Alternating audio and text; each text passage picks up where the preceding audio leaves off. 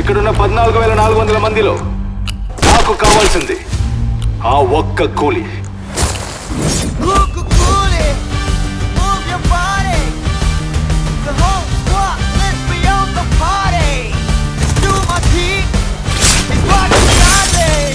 దేవా గురించి తెలిసి కూడా ఏం సాడతావురా?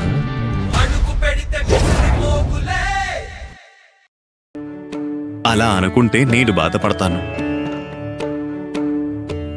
సరే గాని మీరెందుకు ప్రత్యక్షమై దర్శనమివ్వలేదు? ఆ? సకు గ్రహించలేదు.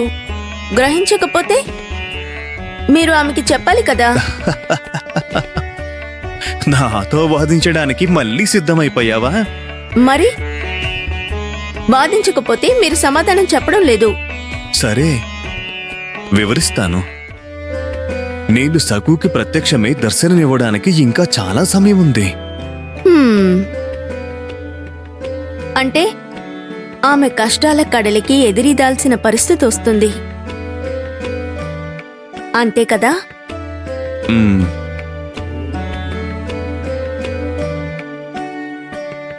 మిమ్మల్ని ఒక ప్రశ్న అడగనా? అడుగు.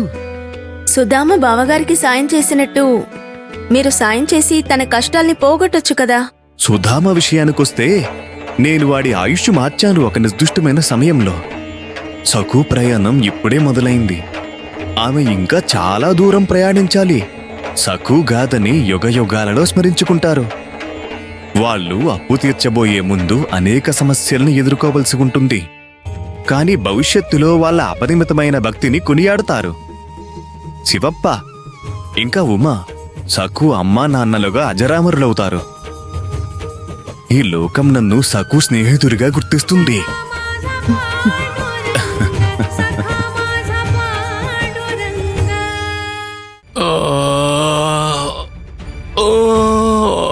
అయ్యో నొప్పి నొప్పి. అరే, ఆ మంత్రాలు వేసేవాళ్ళు వెళ్ళిపోయారా లేదా? వాళ్ళు ఎప్పుడు వెళ్తారు?